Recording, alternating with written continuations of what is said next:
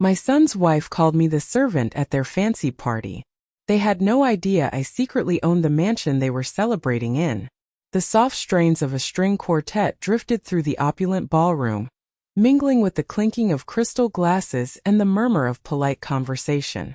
100 guests, adorned in their finest attire, celebrated Lysander and Seraphina's silver wedding anniversary, blissfully unaware of the silent storm brewing in a quiet corner.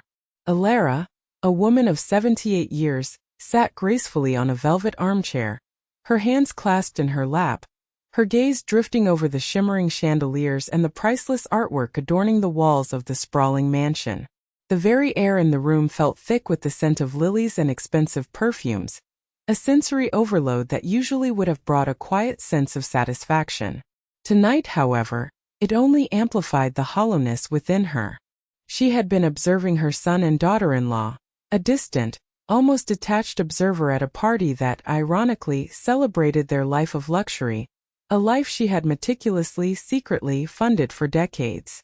Each polite smile, each ripple of laughter, seemed to mock her quiet sacrifice.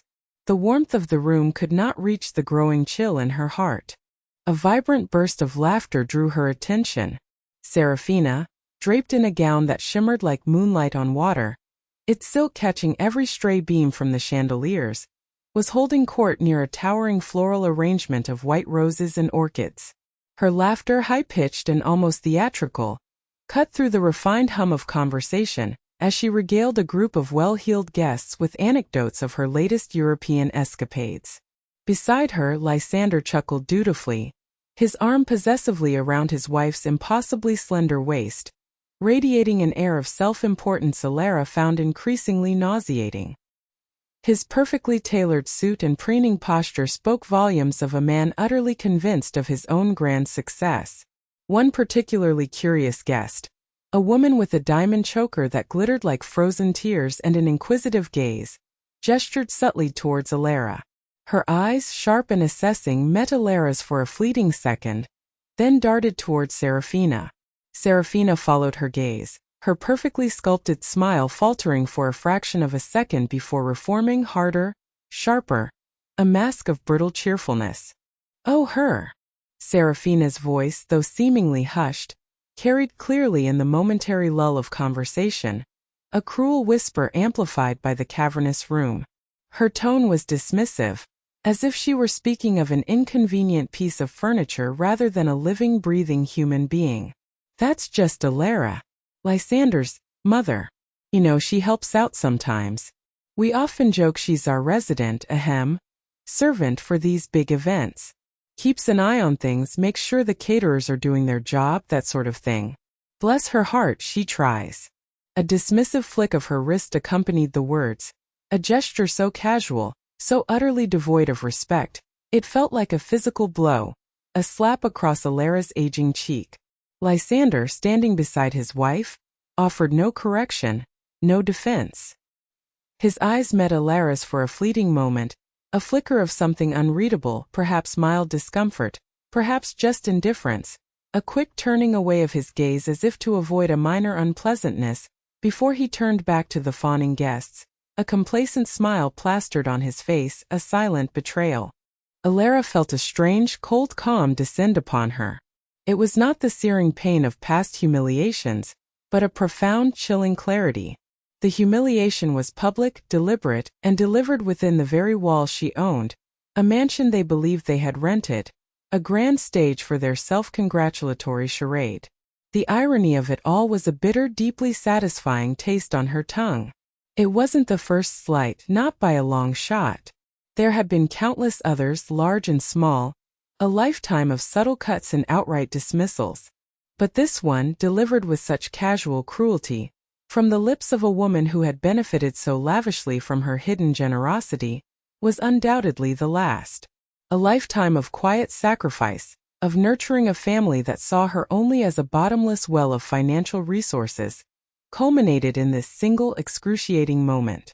Her eyes, usually soft and forgiving, holding the gentle wisdom of years, hardened to polished steel. A barely perceptible nod, a silent affirmation of a profound decision, passed across her lips. The game was over. They had unknowingly lit the fuse on the final cataclysmic unraveling of their gilded existence.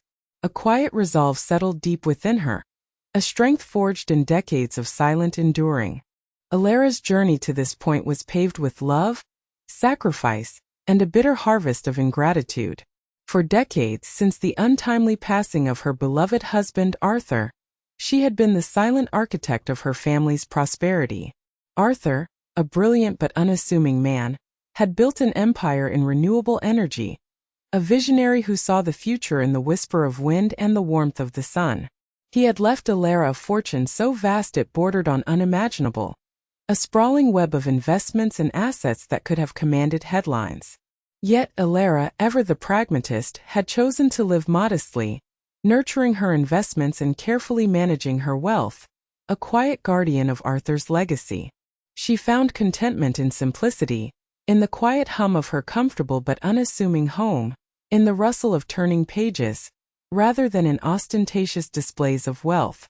Her son, Lysander, however, had inherited none of his father's foresight or work ethic. He was charming, handsome, and utterly devoid of ambition beyond maintaining a facade of effortless success. His days were filled with languid lunches, golf games, and vague networking opportunities that rarely materialized into anything substantial.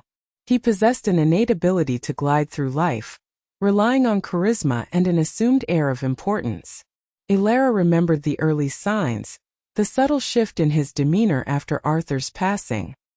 He seemed to view his mother not as a source of wisdom or comfort, but as a readily available resource. When Lysander married Seraphina, a woman whose entire identity revolved around social climbing and material acquisition, Elara's quiet life of financial support transformed into a relentless, almost predatory drain. Seraphina, with her piercing blue eyes that seemed to constantly scan for opportunity and her insatiable desires, quickly became the primary architect of their extravagant lifestyle. She had an uncanny ability to discover what she needed: designer clothes from Parisian runways, exotic holidays to private islands, exclusive club memberships that cost more than some people's annual salaries, and an even more uncanny ability to make Lysander believe these were not luxuries but dire necessities for his career advancement and their social standing. Elara watched, a knot forming in her stomach, as her son became little more than an echo of his wife's grand designs, his own will eroding with each new demand. Elara remembered the early days of their marriage, the insidious creep of their demands. Lysander's first starter home, a sprawling suburban villa in an affluent neighborhood, had been purchased with a hefty down payment from her. Lysander, then a budding, ostensibly successful marketing executive, had claimed it was a crucial investment for his family's future, a step towards building his own empire. Elara, beaming with maternal pride, had written the check, a substantial sum, believing she was helping her son lay a solid foundation for a responsible, independent life. But soon after, the starter home became a maintenance nightmare, or so they claimed. Lysander and Seraphina complained incessantly about the upkeep, the leaky roof, the failing HVAC system, the outdated landscaping. Elara found herself quietly footing the bills for new landscaping, pool maintenance, and even a new roof, always under the guise of helping out or contributing to their well-being. Each request was cloaked in a thinly veiled urgency, a plea for maternal assistance that Elara, in her enduring love, could not refuse. Then came the cars, an escalating parade of luxury. Lysander's first luxury sedan, a sleek German model, was essential for client meetings, a symbol of his supposed success. Seraphina's SUV, a monstrous gas-guzzling beast, was necessary for the children's school runs and errands, a statement of their perceived social status. Each vehicle, purchased with a significant contribution from Elara, quickly became old news, replaced by newer, flashier models every few years, the old ones unceremoniously traded in, often at a significant loss, which Elara inevitably covered. She remembered Lysander's casual request for a small loan to upgrade his car, describing the current one as embarrassing for someone of his stature, despite it being less than 2 years old. He had looked at her with wide, earnest eyes, and Elara, seeing the genuine distress in his eyes, or what she perceived as distress, had acquiesced, writing a check that covered almost the entire cost. The cycle repeated, each new purchase a fresh wound to her dwindling hope that they would ever become self-sufficient. Her grandchildren, Chloe and Brandon, were even more adept at manipulating their parents, who in turn manipulated Elara. Their private school tuitions, exorbitant and ever-increasing, were always paid promptly by Elara, always with the understanding that it was for their future. Their summer camps, exclusive ski trips to the Swiss Alps, and college funds, all meticulously managed and funded by their grandmother.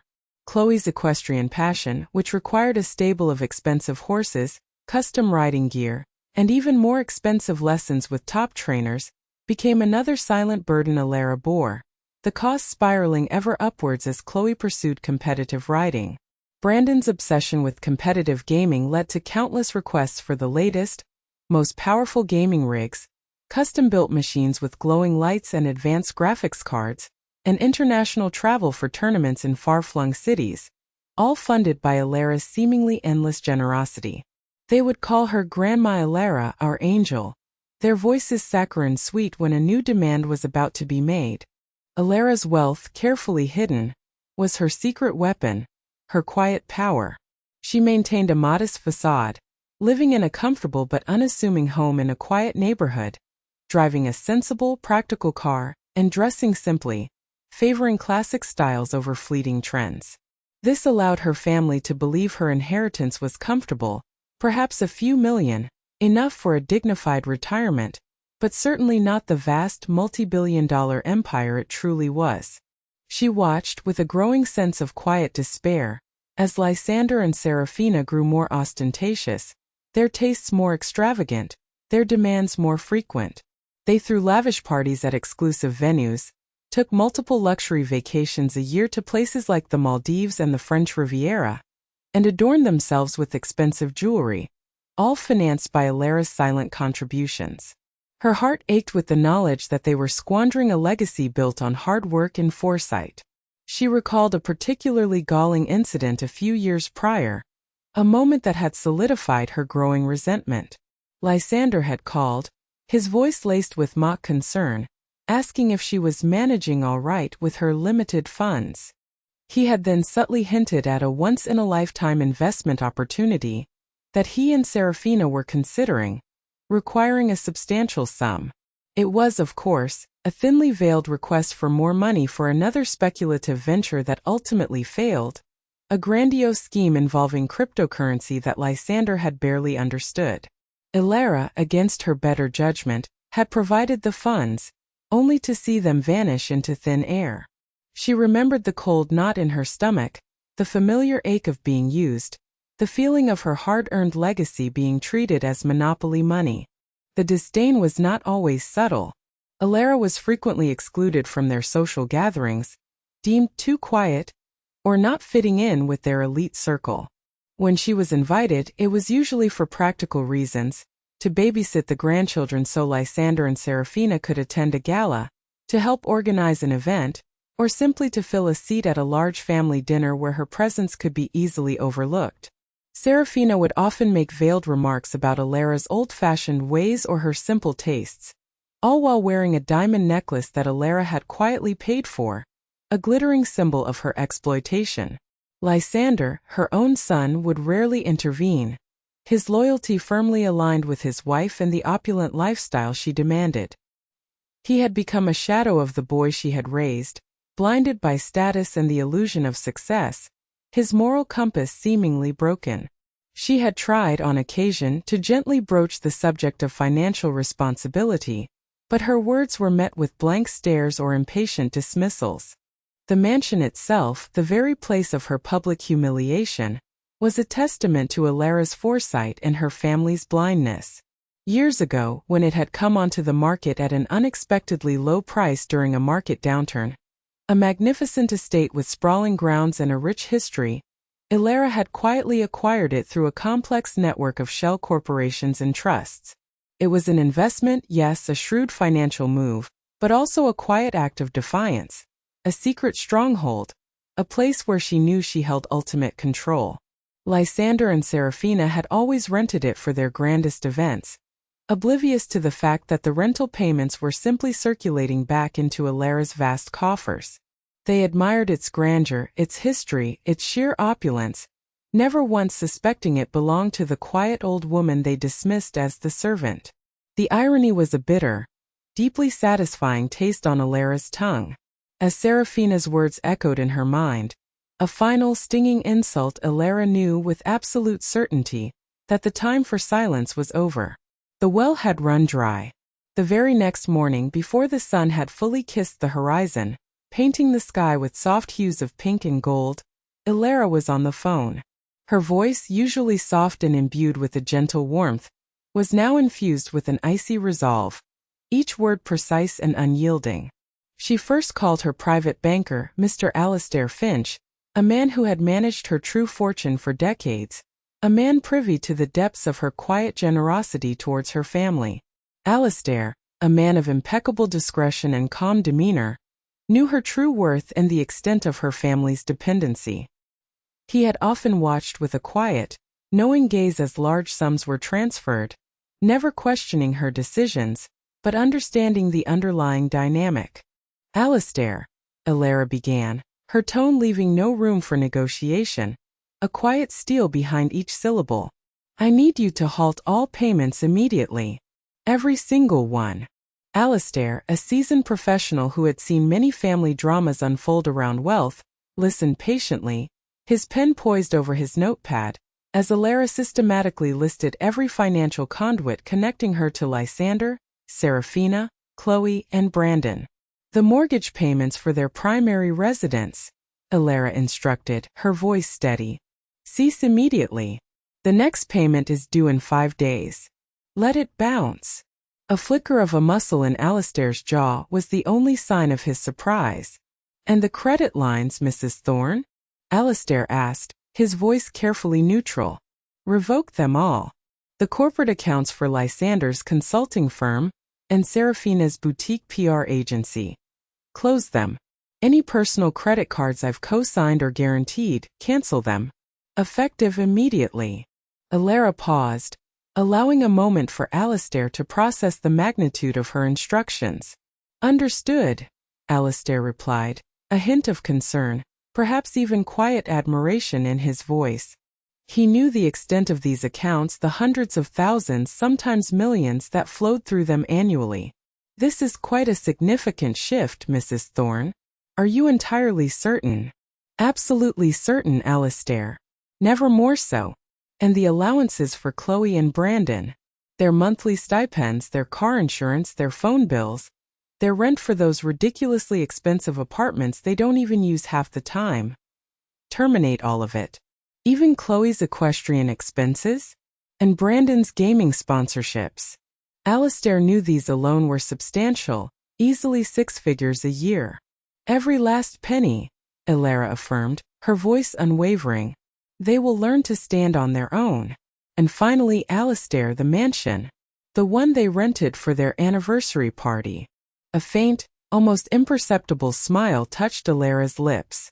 I want its true ownership revealed. Not just to them but to the public. Through the proper channels. I want their rental agreement terminated, effective immediately, and they are to be given precisely 24 hours to remove any personal belongings they might have stored there. I want a press release prepared, discreetly but firmly stating the change in ownership and the termination of their rental contract, citing a breach of terms if necessary, though I doubt it will be needed once the truth is out. Alastair understood the gravity of her request, the meticulous planning behind her quiet fury. Consider it done, Mrs. Thorne. I'll engage our legal team immediately regarding the mansion and the public announcement. It will be handled with utmost discretion and efficiency. Next, Elara contacted her lawyer, Ms. Evelyn Reed, a formidable woman with an acute mind and an unflappable demeanor, who specialized in asset protection and trusts. Evelyn had long managed Elara's complex financial structures, often raising an eyebrow at the size of the monthly transfers to Lysander's various ventures, but never once judging.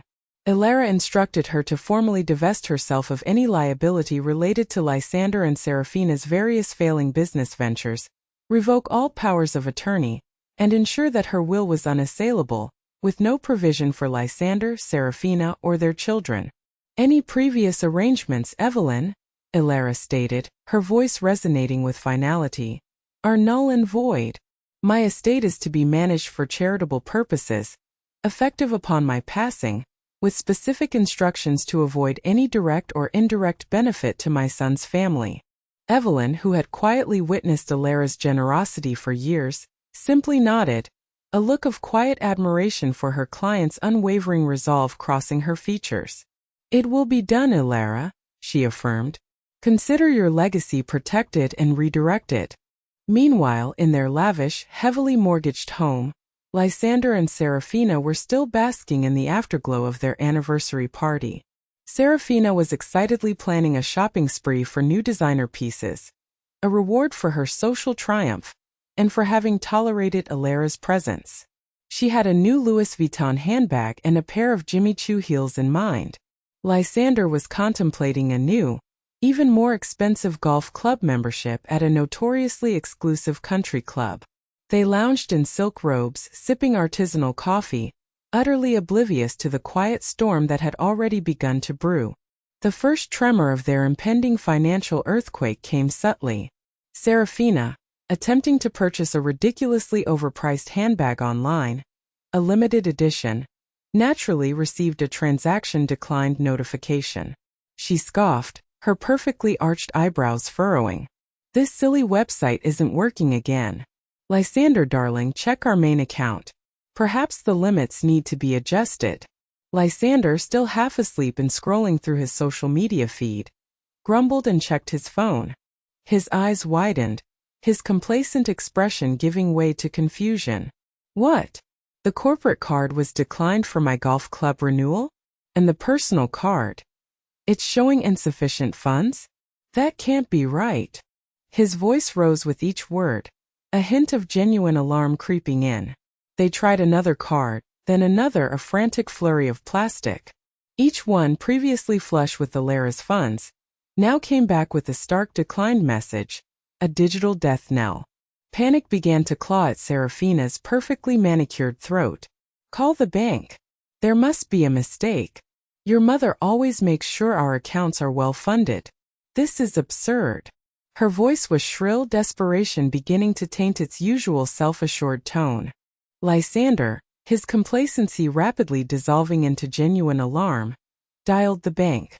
After a frustrating exchange filled with vague corporate speak and unhelpful platitudes, he hung up, his face ashen, his hand trembling slightly. They said our lines of credit have been revoked, and the corporate accounts have been closed due to insufficient activity and unpaid fees. His voice trailed off, disbelief warring with rising dread. The comfortable world they had built crumbling around them. They wouldn't tell me why. Just that the instructions came from the primary account holder. Serafina's mind, sharp despite her panic, immediately went to Elara. Your mother. She wouldn't. She couldn't. But a cold certainty settled in her heart, chilling her to the bone. Elara, quiet and unassuming as she was the only one who held the strings to their financial puppet show. Her quiet servant had just cut them all. The calls started flooding in, an avalanche of bad news. Chloe, stranded at a high-end boutique in Beverly Hills after her credit card was declined for a dress costing more than her monthly rent. She was mortified, demanding her mother fix this immediately. Brandon, equally helpless, had to withdraw from his flight to an international gaming tournament in Tokyo. His credit card mysteriously maxed out, just as he was about to board. The landlord of Chloe's luxury apartment called, politely inquiring about the overdue rent, threatening eviction. Lysander's business partners, a collection of acquaintances he had roped into his schemes, started asking about outstanding invoices and unfulfilled promises. Lysander's phone, usually a lifeline to his glamorous social life, became a harbinger of doom. The illusion was shattering piece by agonizing piece. Lysander and Serafina paced their mansion-like home, their initial annoyance quickly escalating into full-blown terror. The grand life they had so carefully constructed, the life they believed was their birthright, was crumbling around them, revealing the fragile, baseless foundation upon which it stood. They knew with a horrifying certainty that the quiet old woman they had so casually dismissed as the servant had just unleashed a financial apocalypse upon them. Their frantic calls to Elara went straight to voicemail. She had turned off her phone, content in her quiet, modest home, finally at peace. The following morning, a gentle sunlight streamed into Elara's modest living room, illuminating the dust motes dancing in the air. She sat in her favorite armchair, sipping tea from a delicate porcelain cup, a serene expression on her face. The quiet anticipation was almost palpable. She had anticipated their arrival. The doorbell rang, a frantic, insistent peal that echoed through the quiet house. She took another slow sip of her tea, savoring the warmth before rising, her movements deliberate, unhurried, a stark contrast to the urgency outside. Lysander and Seraphina stood on her doorstep, their faces contorted with a grotesque mixture of fear, anger, and desperation. Seraphina's perfectly coiffed hair, usually immaculate, was slightly disheveled, strands escaping from her elaborate updo. Her expensive clothes looked crumpled, and her eyes darted wildly like a trapped animal. Lysander, usually so composed and self-assured, was pale, his jaw clenched, his posture rigid with fury and anxiety. "Mother, what is the meaning of this?" Lysander burst out, storming past Elara into the living room, his voice hoarse with disbelief, Seraphina hot on his heels, her high heels clicking aggressively on the hardwood floor. "My accounts are frozen. My cards are declined. Chloe and Brandon are in hysterics. Have you lost your mind? Are you ill?" He attempted to wrap his outrage in a thin veneer of concern, a desperate manipulation. Seraphina, regaining some of her theatrical composure, clutched her chest dramatically, her voice rising to a shrill pitch. "Elara, how could you do this to us? To your own family? After everything we've done for you, the love we've shown. We'll be ruined. Our businesses, our home, our reputation. It's all gone." Her accusations hung heavy in the air, a desperate attempt to shift blame. Elara simply looked at them, her gaze steady, unwavering, devoid of the usual pain or vulnerability they were accustomed to seeing. Her eyes held an unsettling calm, a deep, knowing silence. "Ruined?" she echoed softly, her voice carrying a chillingly calm resonance that made them pause, a quiet power that seemed to vibrate in the very air. "You speak of ruin, Seraphina? You speak of love, Lysander?" Lysander, sensing a shift in her demeanor, a steel he had never before witnessed, attempted to play the dutiful son, the concerned party. "Mother, please, this isn't like you. We understand you might be feeling overwhelmed. Perhaps we can discuss this rationally. We can get you some help if you're not feeling well. There are wonderful facilities." His words were a thinly veiled accusation of senility, a desperate attempt to regain control through condescension. Elara's lips curved into a faint, humorless smile, a chilling expression that sent a shiver down Seraphina's spine. "Oh, I am feeling perfectly well, Lysander. Never clearer. For decades I have been your personal ATM. I paid for your starter home, that quickly became a burden, then conveniently forgotten. I replaced your essential luxury cars every few years, the ones that became embarrassing so quickly. I funded Seraphina's endless shopping sprees and exotic holidays, the ones you so gleefully chronicled on social media, never once inviting me, your simple mother, to partake in the grand life I funded." Her voice gained strength, each word a precise, surgical cut, delivered with the calm precision of a surgeon. "I paid for Chloe's exorbitant equestrian obsession, her private school tuition, her ludicrously expensive apartment she rarely inhabits, her endless demands for the latest fashion. I bankrolled Brandon's gaming career, and his constant need for the latest technology, his international travel and custom rigs. I covered the losses of your numerous investments and business ventures that always seemed to fail, leaving me to pick up the pieces. I paid your mortgages, your utility bills, your very lavish lifestyle, while you both paraded around, pretending to be self-made successes, accepting every penny with an entitled smirk, never a word of gratitude. Serafina scoffed, her eyes blazing with indignation, refusing to acknowledge the truth. And what of it?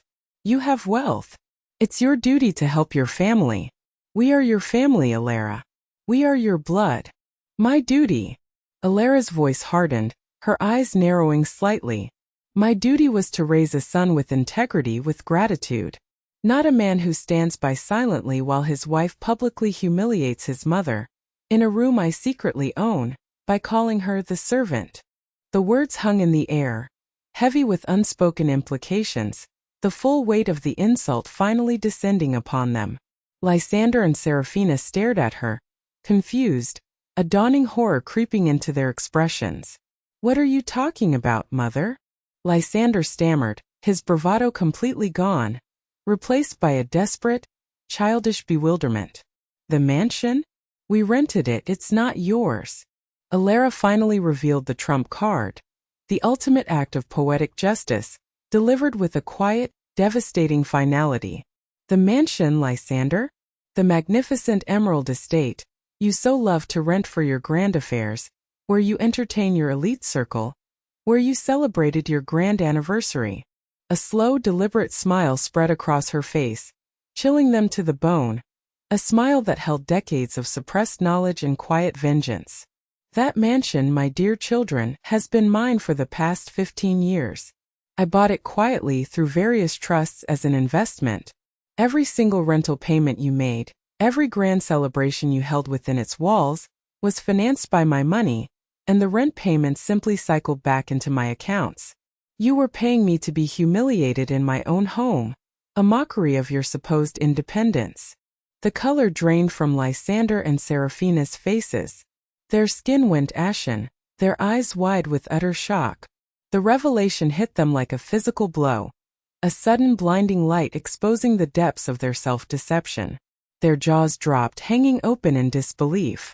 The blood rushed from their heads, leaving them feeling dizzy, disoriented, as if the very ground beneath them had evaporated.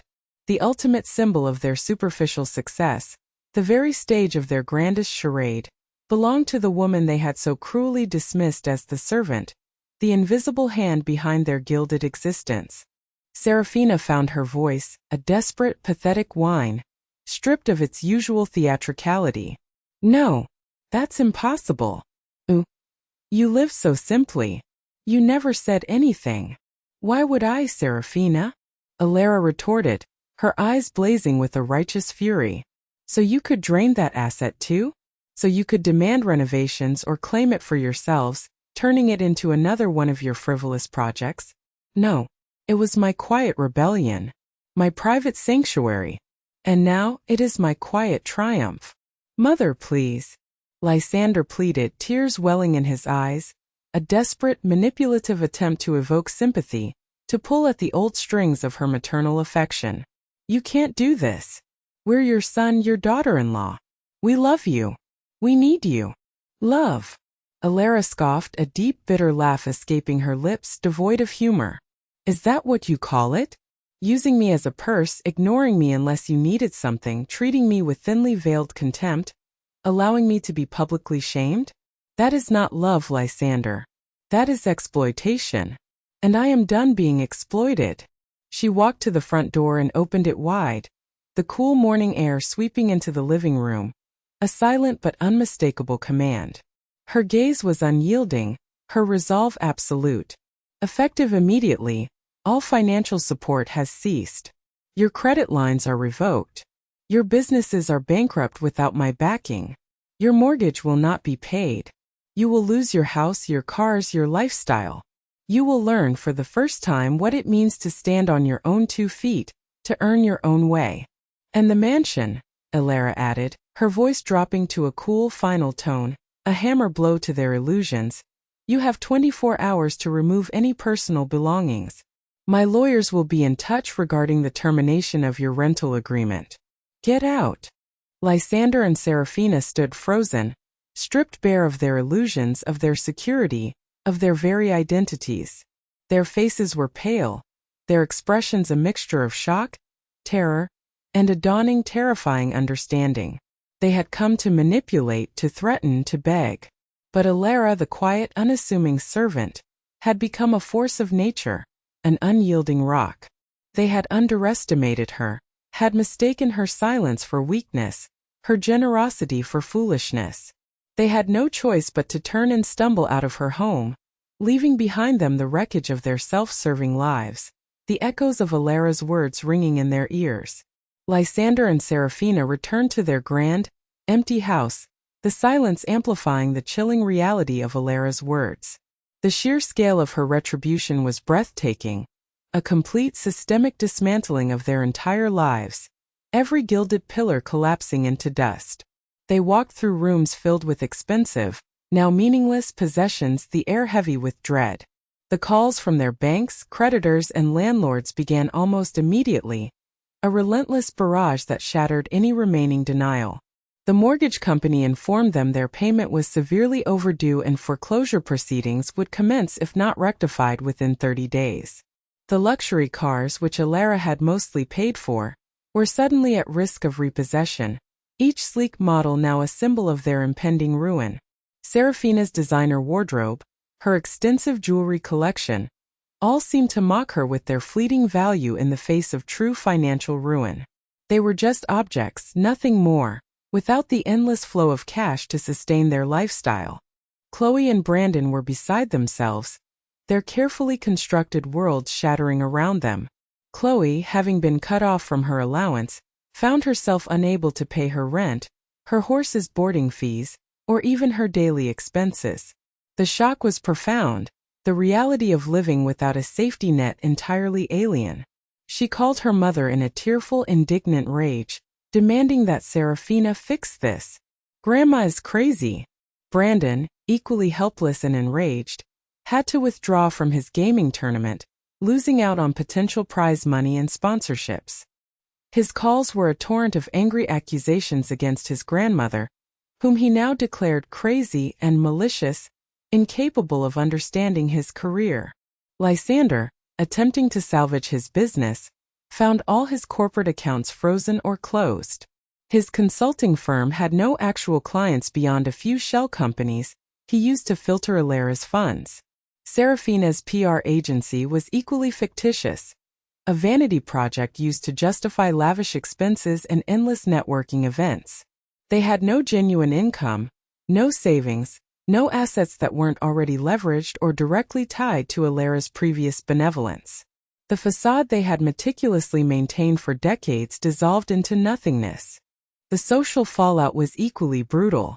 Rumors, fueled by the discreet but impactful press release from Elara's lawyers about the mansion's true ownership and the abrupt termination of Lysander and Seraphina's rental agreement, began to spread like wildfire through their elite circle. Their friends, fair-weather companions who had admired their perceived wealth and reveled in their lavish parties, now whispered behind cupped hands, their smiles replaced by thinly veiled pity or open scorn. Invitations ceased. Lysander's golf club membership was revoked due to unpaid dues, forcing him to face the humiliation of being turned away at the gate. Seraphina found herself no longer welcome at her exclusive charity galas, her calls to former friends going unanswered. The illusion of their self-made success crumbled, exposing the hollow reality beneath, leaving them isolated and scorned.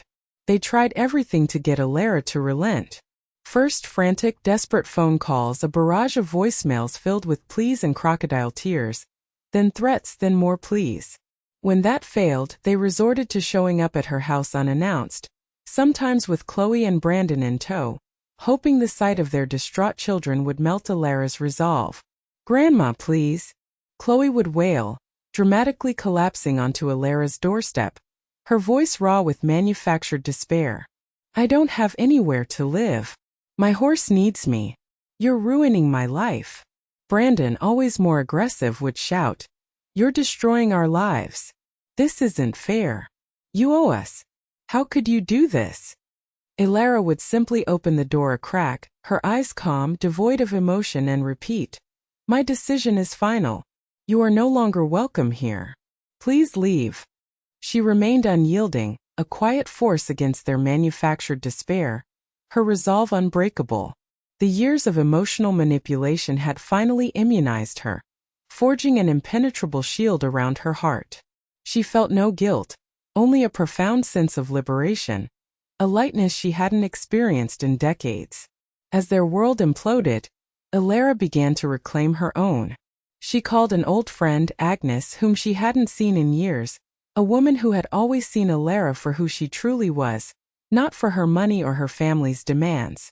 They planned a trip, a quiet cruise through the Norwegian fjords, something Elara had always dreamed of but had put off for family obligations that never truly served her. She started taking painting classes, an old hobby she had abandoned after Arthur's passing, rediscovering the joy of creation. She donated generously and now openly to charities she believed in, seeing the tangible positive impact of her wealth, a stark contrast to the waste it had fueled before. For the first time in decades, Elara was truly living for herself, guided by her own desires and values. Months later, the dust had largely settled, leaving behind a starkly different landscape. Elara sat on the sun-drenched veranda of her now fully renovated mansion, the very same emerald estate that had once been the stage for her humiliation. She had decided to make it her primary residence, enjoying its grandeur and tranquility, the vastness of its rooms now filled with a genuine peace.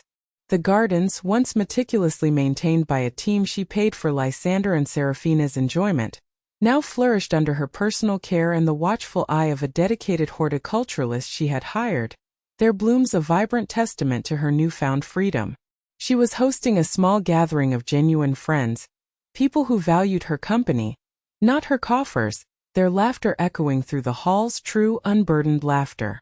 Her life was vibrant, full of purpose, a tapestry woven with threads of her own choosing. She traveled extensively, always to places she truly wished to see, immersing herself in cultures and experiences, not just exclusive resorts her family deemed fashionable.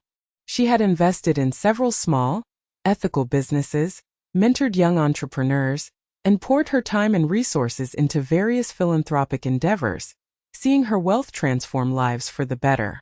She had cultivated new friendships and rekindled old ones, finally shedding the heavy cloak of family ATM that had defined her for so long. The quiet, hurt woman was gone, replaced by a confident, radiant matriarch, truly living her golden years, a beacon of quiet strength and self-respect.